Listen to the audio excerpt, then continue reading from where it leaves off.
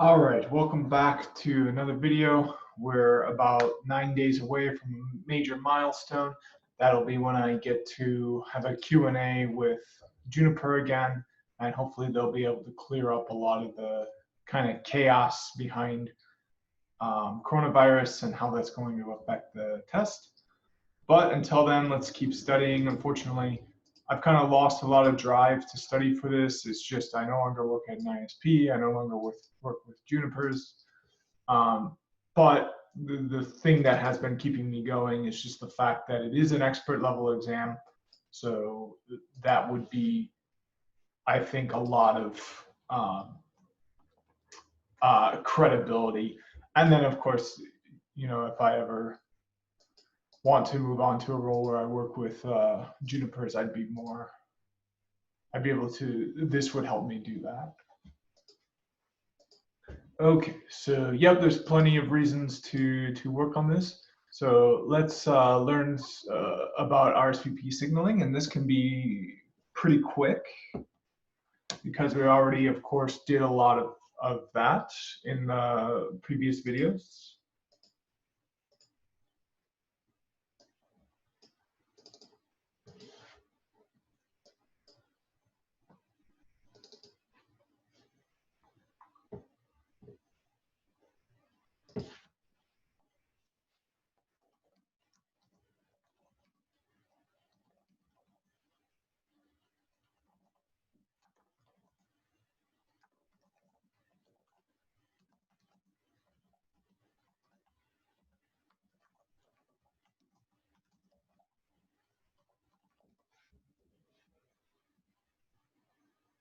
Okay, so here's the classic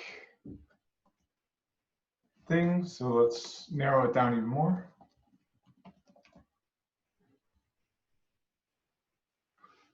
Okay.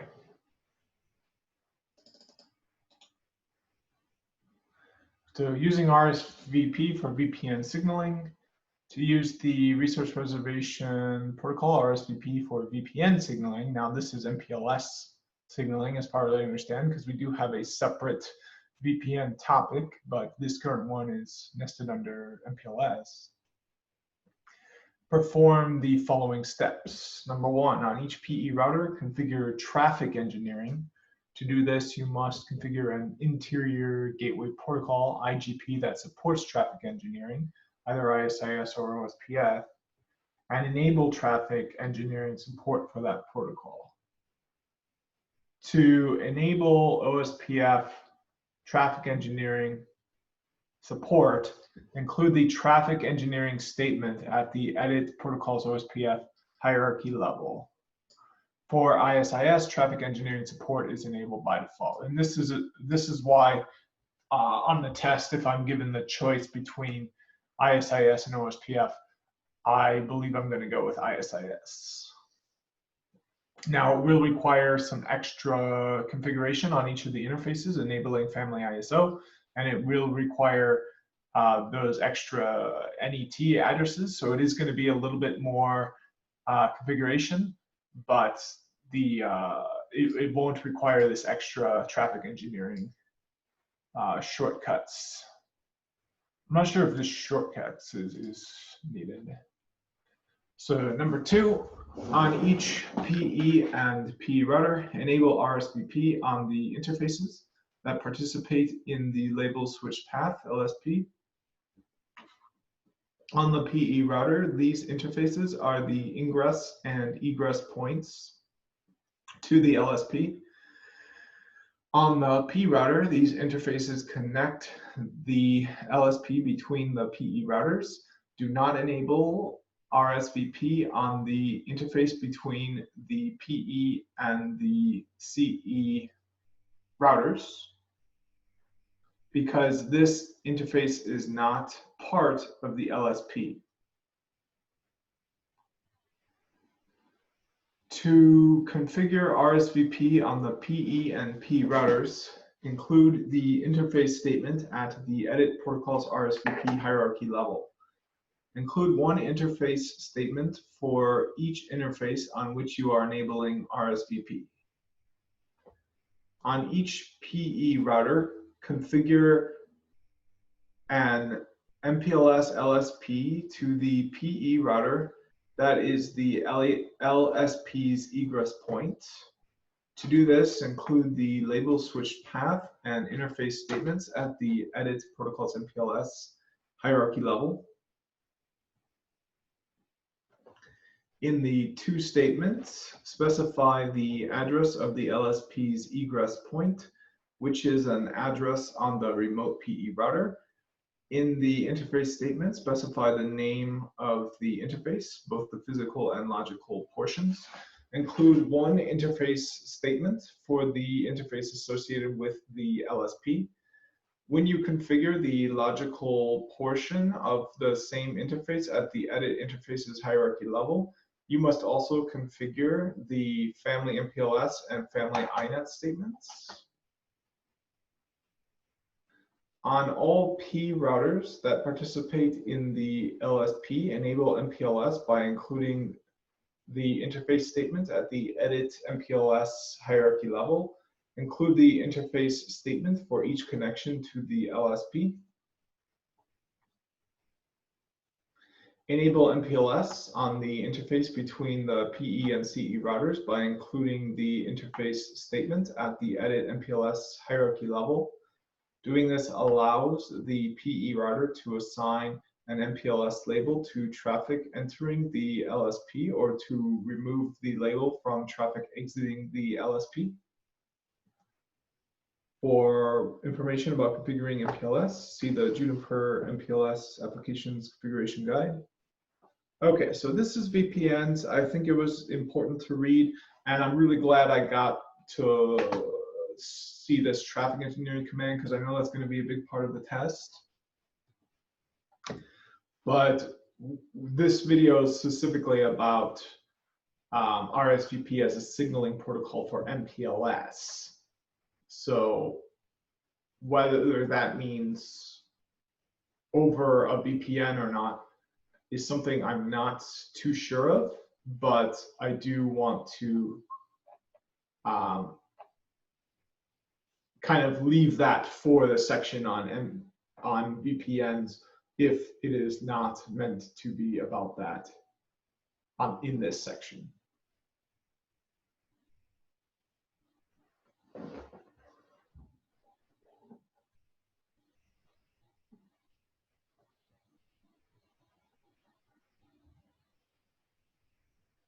Here we go. So, oh, well, this is L2 VPN again, so it's still VPN.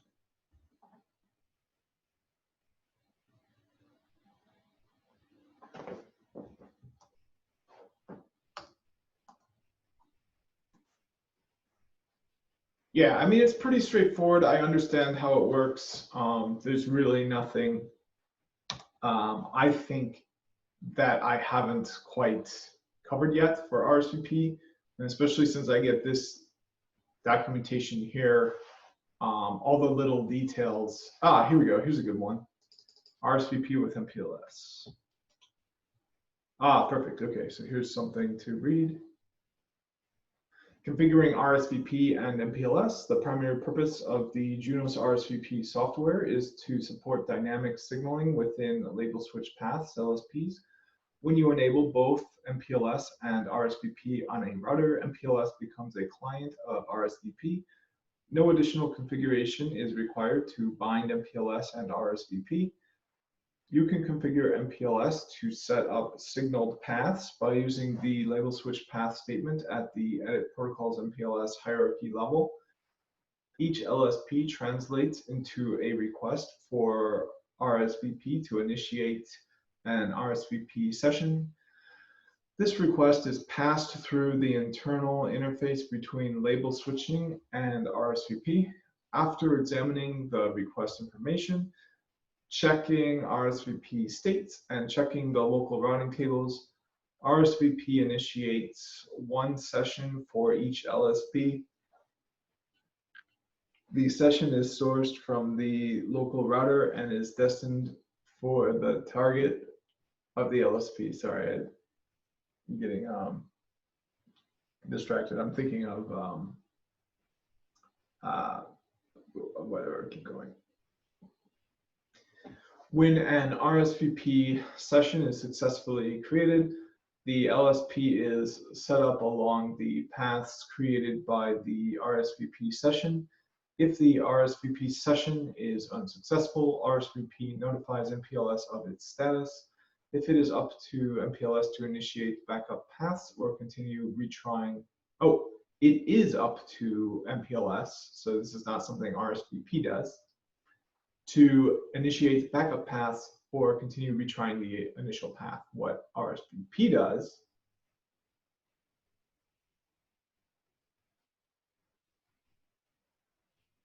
is attempts to initiate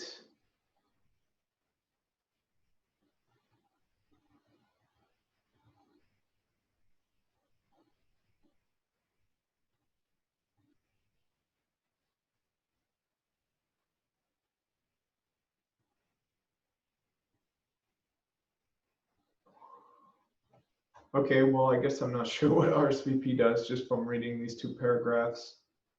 I mean, it's a signaling protocol. So when you create a LSP, you send RSVP traffic, and that traffic tries to build up an RSVP session, kind of like how OSPF will send out hellos and you'll build a OSPF neighborship. RSVP does the same thing. But then RSVP communicates with MPLS and it says, hey, look, I set up this tunnel, come on through. It's kind of like the question or it's kind of like the example I used where before you can drive a car, you've got to build a road. So RSVP is kind of like the road, and then MPLS is kind of like the car, or it could be like the paint on the road. But I think that's a really good analogy to use where, yes, you're sending two things along this path, but they're not the same things. One is the signaling protocol, so kind of like the road, and then the one is label switching paths. So you're sending those labels, those traffic, you're sending packets, but they have, you're sending frames because it's at layer 2.5 really. But they have a label in front of them, so where it's layer 3 and not just purely layer 2, it uses that label to make routing decisions. Otherwise, it would use the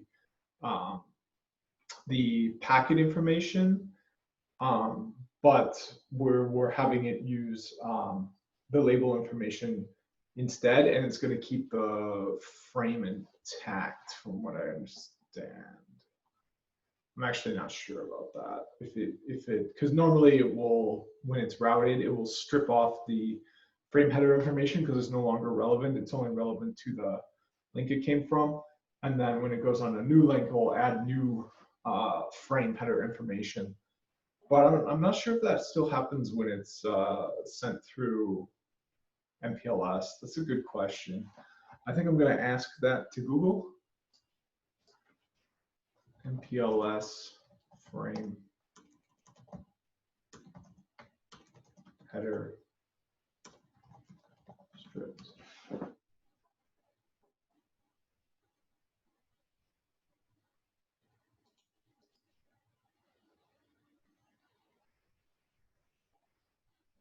Okay, this might be a good one for just this article here. So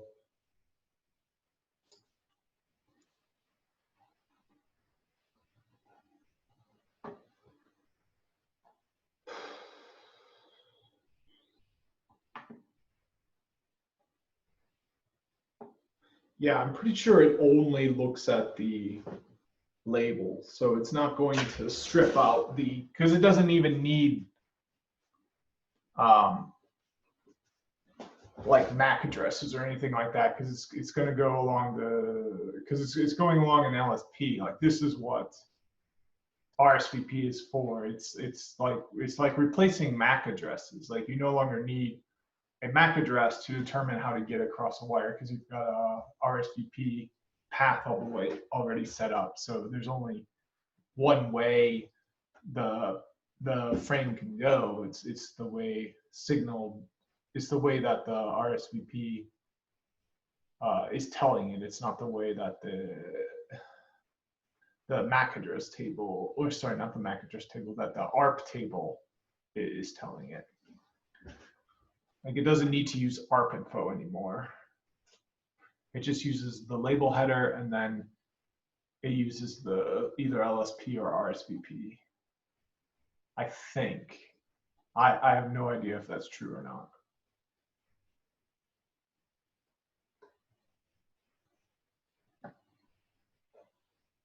Yeah, but okay, it looks like transit routers only examine the topmost label. Now, I know that they will pop and swap and push labels, so it's not that they're just not going to alter the packet anymore, or sorry, the frame anymore.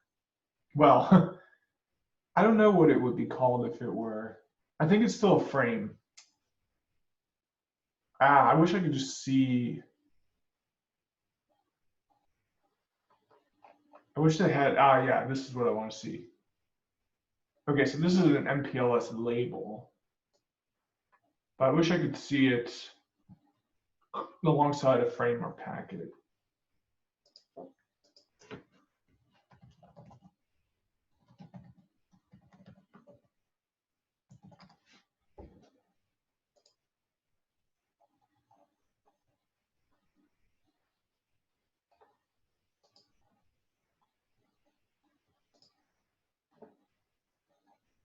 Here we go. Yeah, so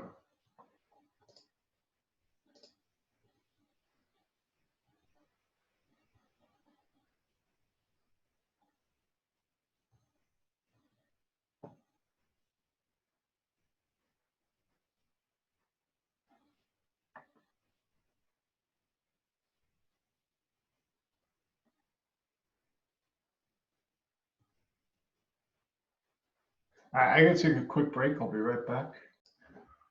All right, so I am back. We're trying to figure out what happens to the Ethernet, the frame header, as it moves as a MPLS,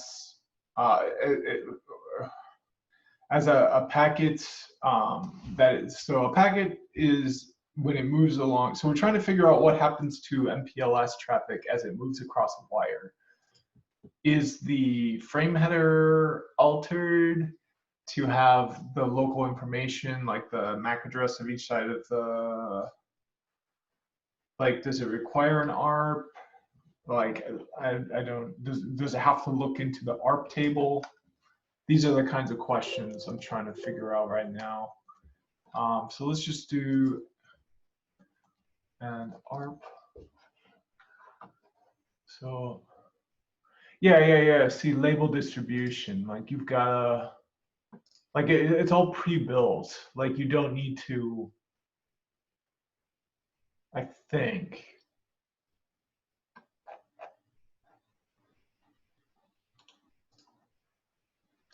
Yeah, I don't think you need ARP, and I don't think you need, I don't think it strips off the Ethernet header, because the Ethernet header's irrelevant. I mean, it's just a layer 2 tunnel. I mean, you need, like, here's what I'm trying to say. So, like, this is all, you don't need frame info or MAC address information for each of these links.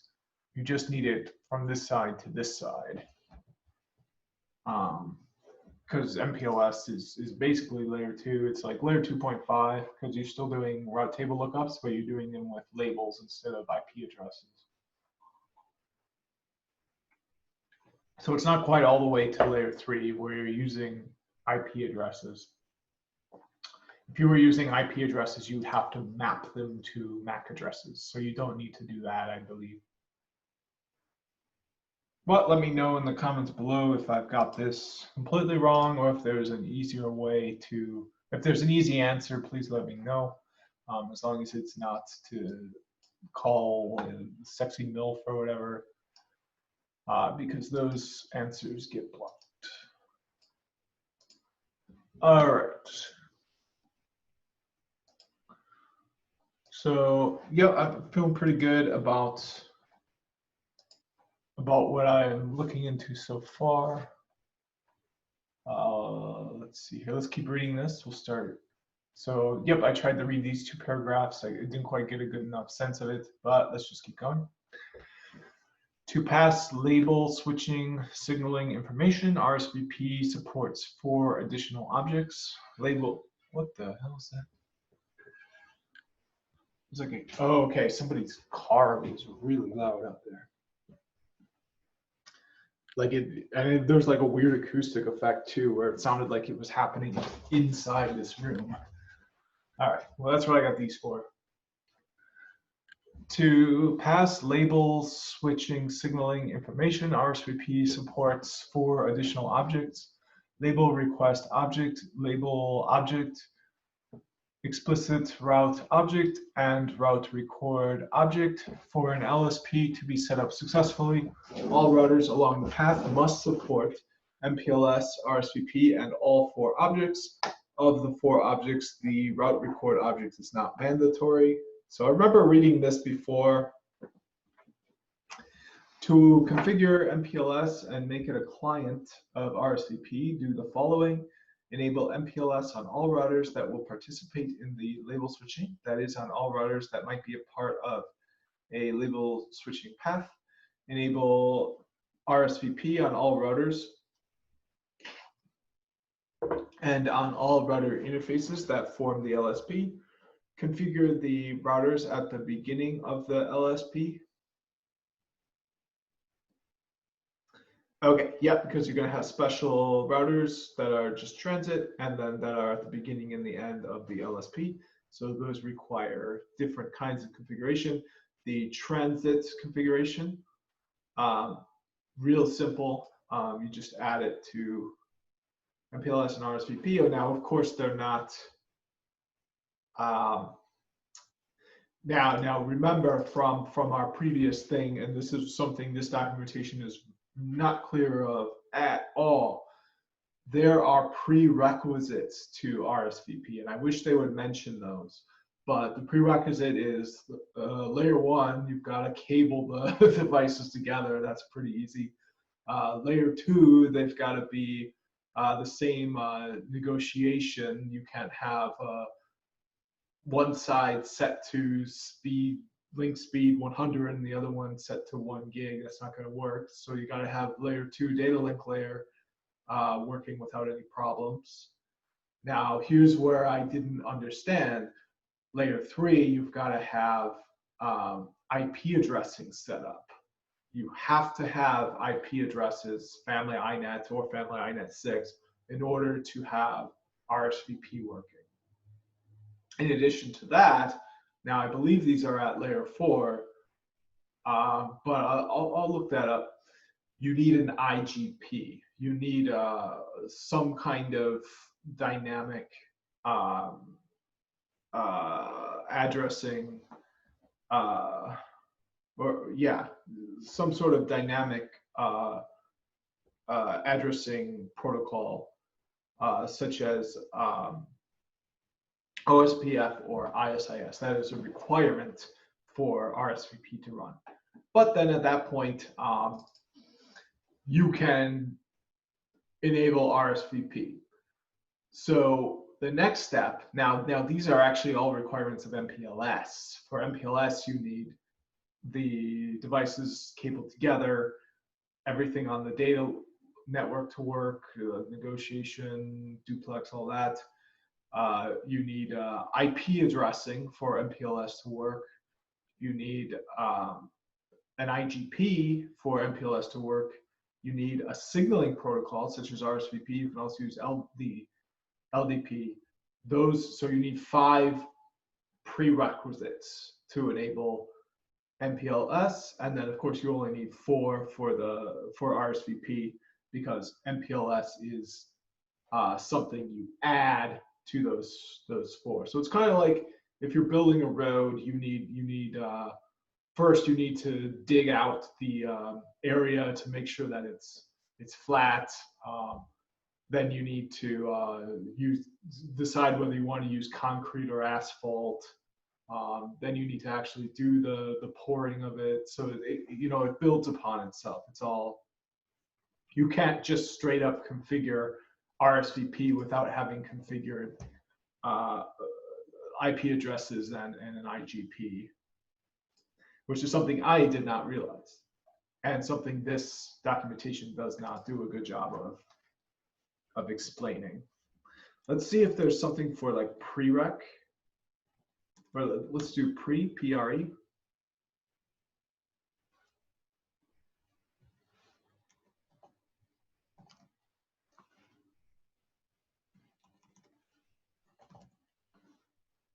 Okay, so let's maybe requirements.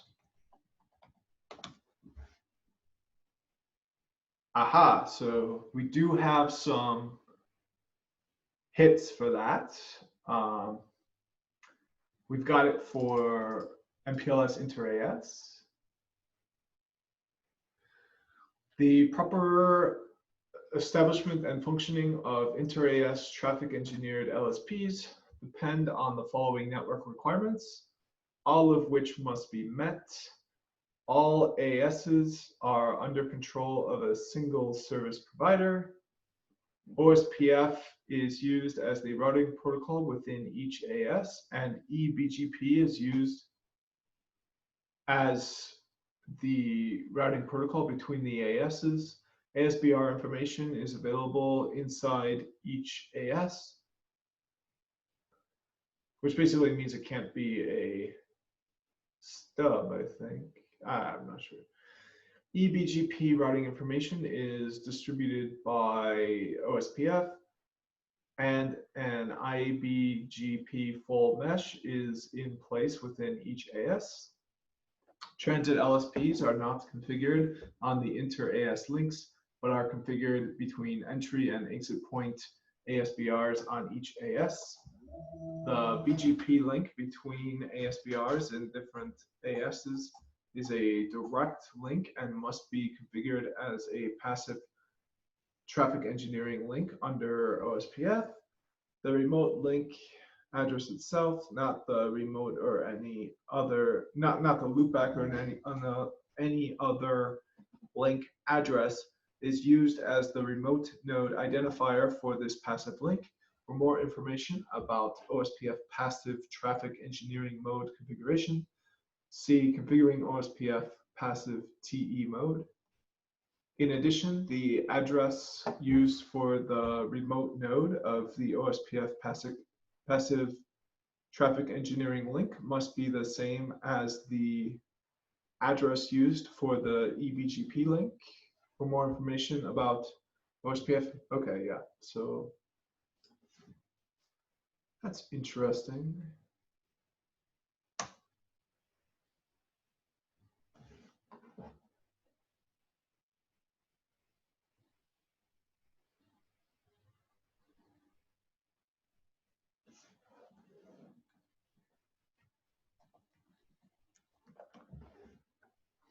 Okay, so yeah, a lot of reading in this one just because I did a lot of configuration already with RSVP. I suppose I could try setting up graceful restarts.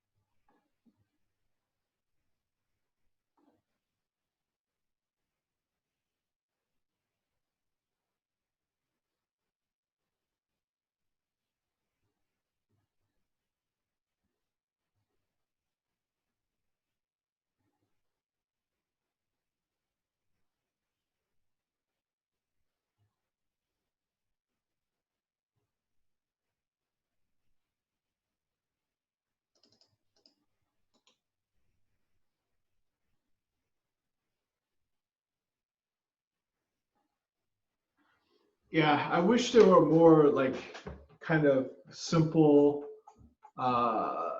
helps. It seems like Russian dolls bandwidth. What the heck? Constraints. Okay.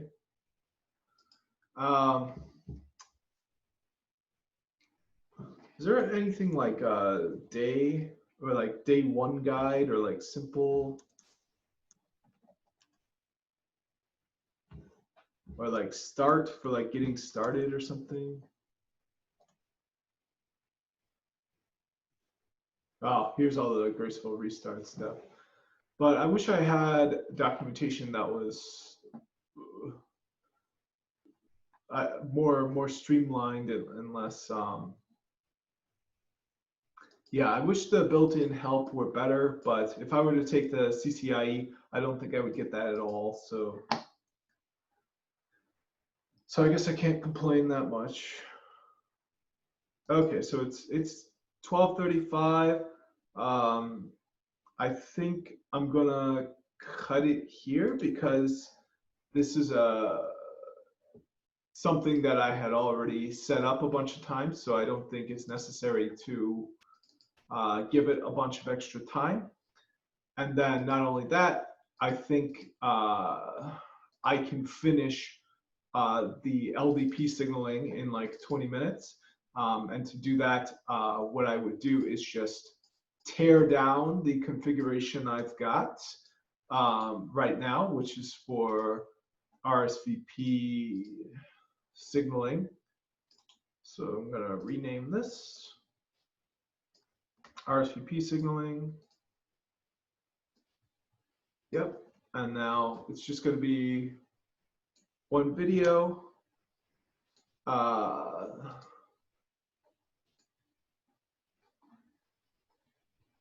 Yep. So now I will mark this done.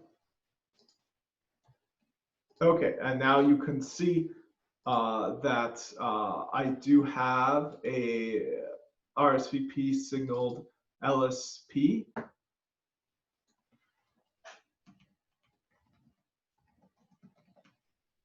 Yep, and this is just the name I made for the other side. All LSPs are unidirectional, so you need one for one side and one back to the other.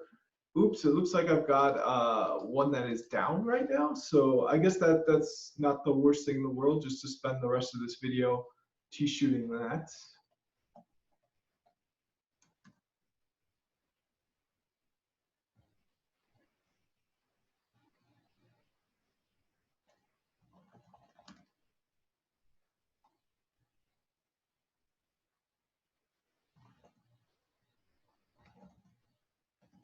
That's strange because I don't think that was down before, and it looks like it's only down on one side.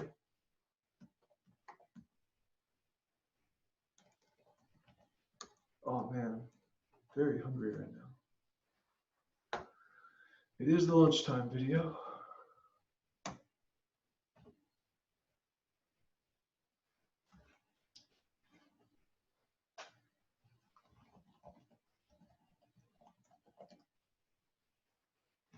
All right, so what?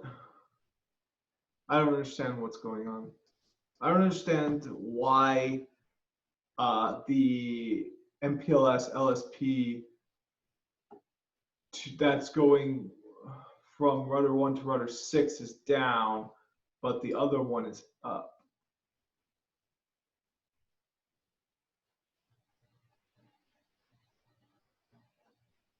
All right, let's compare the two configurations.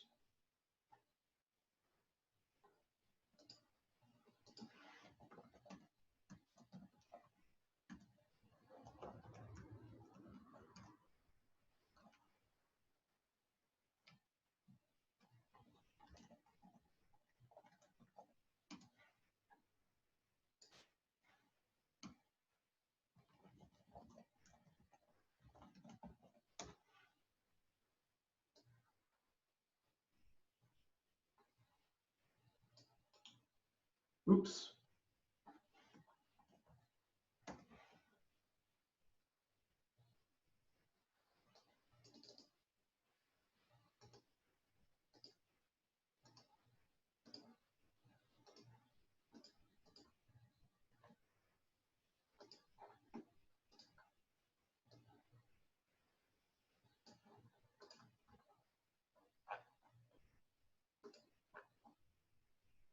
Okay, so I've got them both like this.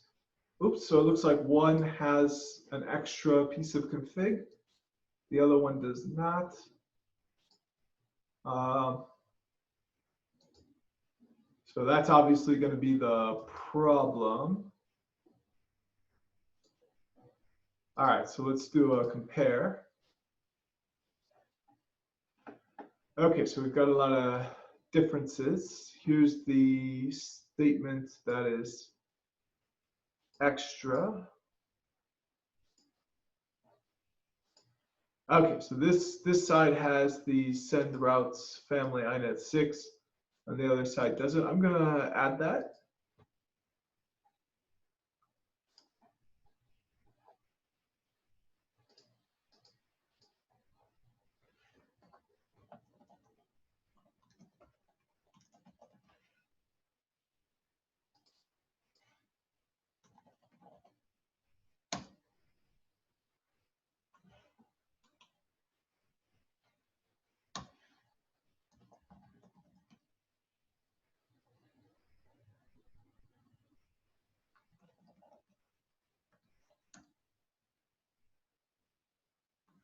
Okay, so here's another interesting thing. We've got this one up, which is to router 1 from router 6. So show MPLS LSP on the other side. So to router 1 from router 6. Yep, this one is up. No doubt about that. But not only is it down on this one, it doesn't even show up at all on this one here.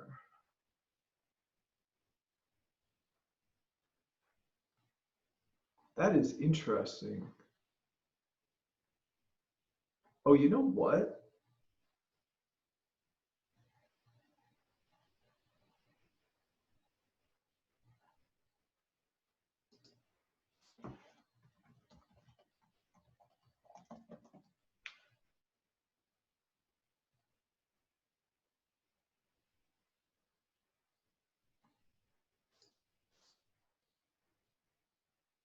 See, I was thinking that in order to have an MPLS LSP, you needed configuration on this side as well as this side to have a single unidirectional MPLS LSP. But that's not, I think, required.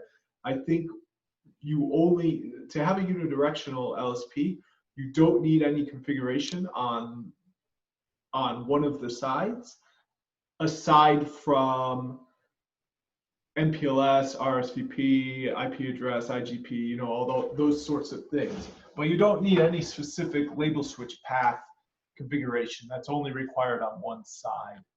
So I do have configuration for each of those LSPs, the ingress and the egress, but I don't have ingress and egress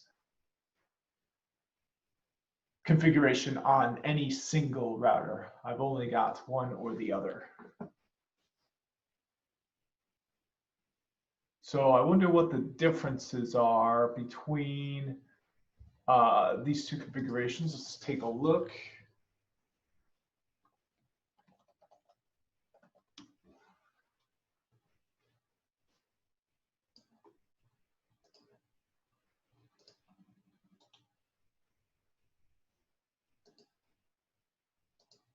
Okay, so I don't see any differences aside from the name of the LSP and the target of the LSP. That is what I was expecting. Now, which one is up and which one is down? So, so this is the one that is down, the one that is named RSVP path, or the one that's up, I mean. Yeah, but this one here is down. So let's see what the difference is.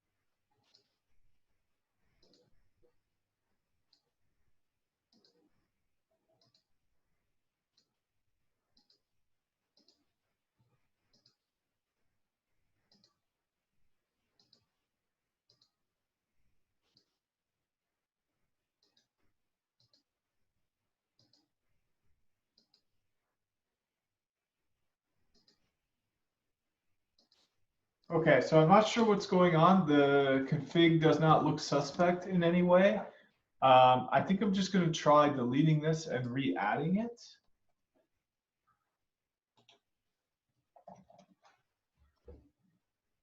Because this is the suspect one. The other one is not having issues.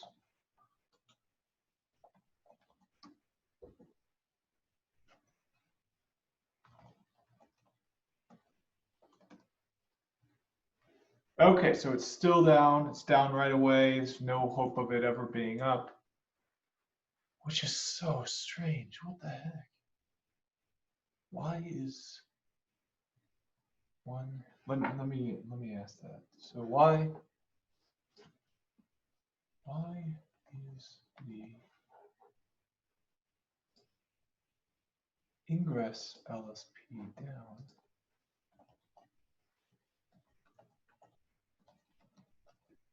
Ingress is up.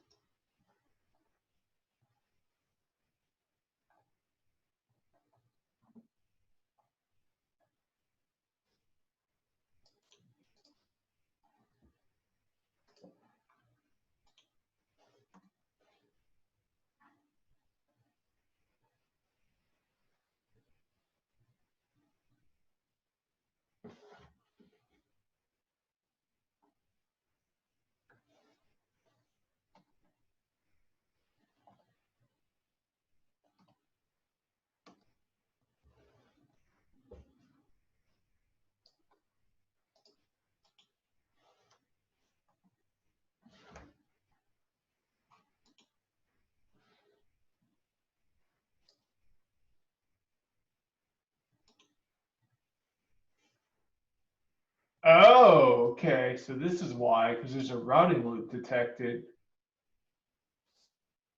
Yeah, there's no routing loop detected here. Let me type that command out a few times. Show MPLS LSP extensive ingress. Show MPLS LSP extensive ingress. Show MPLS LSP extensive ingress. Just so that it's got a little repetition. But yeah, it looks like a routing loop was detected.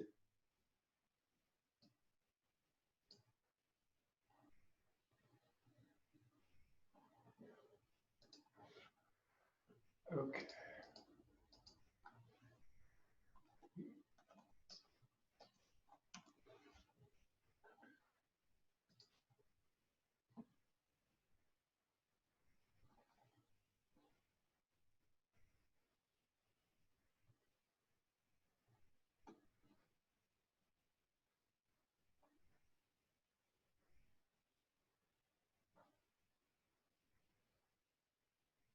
Yeah, see, this is what I thought. It had to do the CSPF.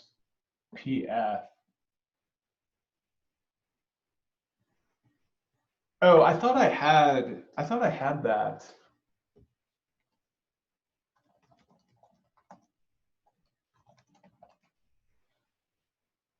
Yeah, I have that.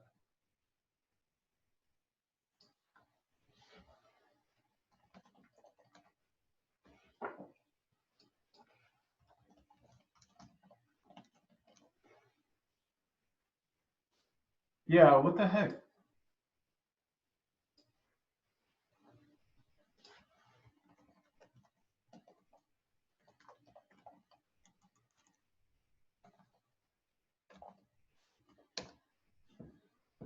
Okay, so this is obviously the problem. Routing loop detected. Let's try trace route.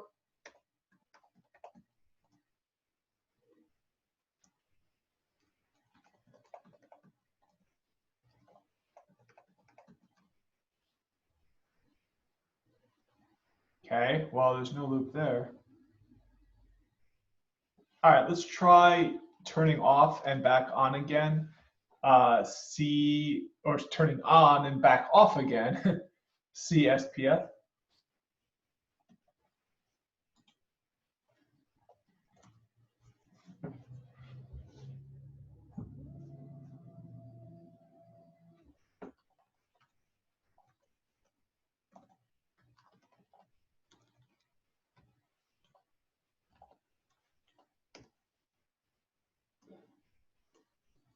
Okay, so let's try rolling back that config.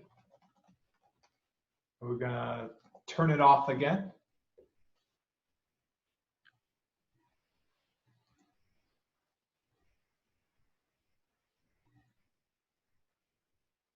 Ah, so it just detected another routing loop is all that happened. What the heck? This is the weirdest thing I've ever seen.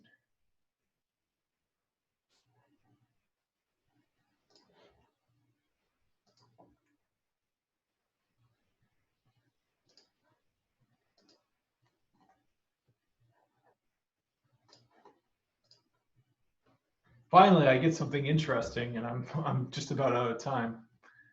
That's too bad.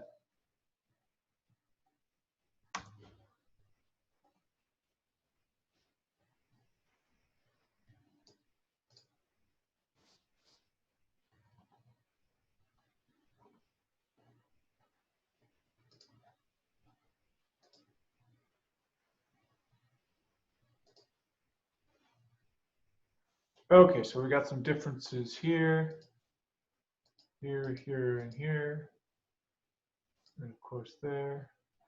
Here we've got the extra stuff. Here there's no routing loop here, just here, so that's nothing to be concerned about. Okay, so here's, I think, the main concerns. So let's take a look at that.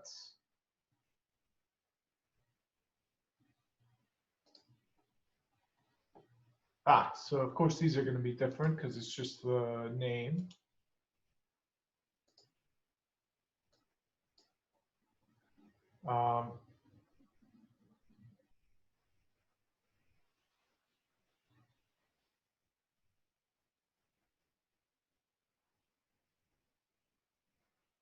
That's interesting.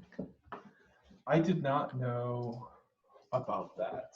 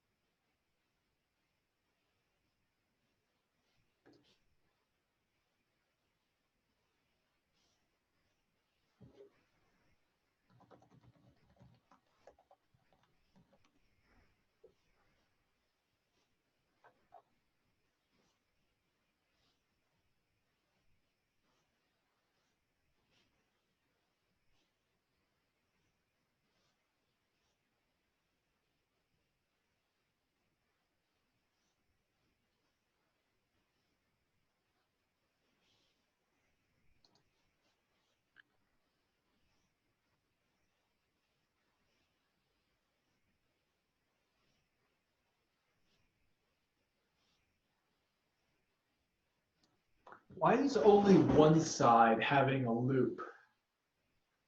And why is there no loop in the trace route? Oh my God. What is going on?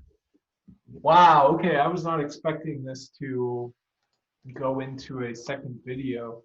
Um, let me try just deactivating the whole config and reactivating it.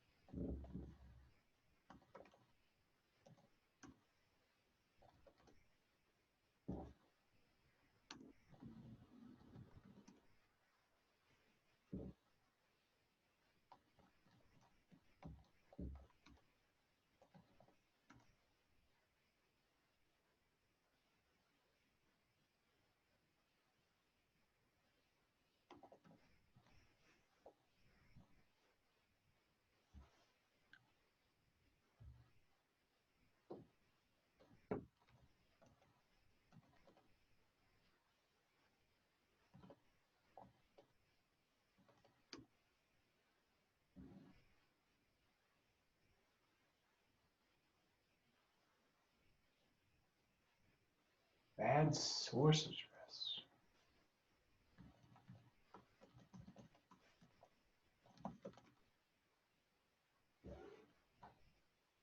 Why is there a bad source address?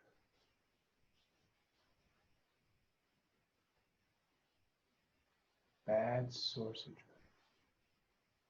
Okay, now it's got the source address. Before it didn't have this. No route towards destination. Well, I think I'm going to need to, let's see here, and this is most recent ones on top. So I think it's still working. But unfortunately it is 12:59. Don't have a meeting today, but I will need to get back to the other perplexing stuff that I was looking at.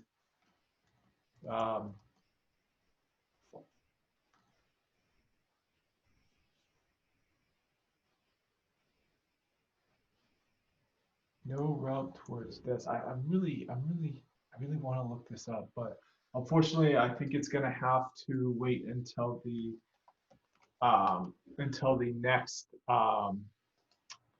next video. So it's not have a route. So probably my OSPF neighbors aren't up yet. No, they are. What about my RSVP neighbors? They are. What about my BGP? Okay, so my BGP is inactive. So I bet you the other one's not up yet either.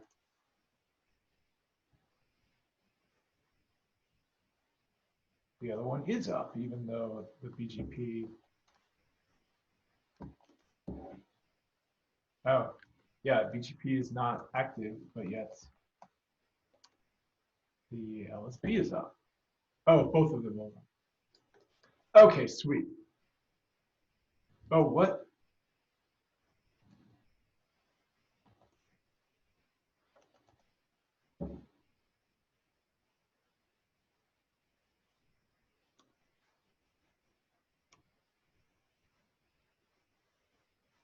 Oh, shoot, it's 101 already. So I think I'm going to need to, yeah, and it went back to active. So show MPLS LSP. Oh, but they're both up now for some reason. All right, well, I think this is going to conclude this topic. Both of the LSPs are up now. So obviously it just had to do with some stale information. There's some weird thing going on.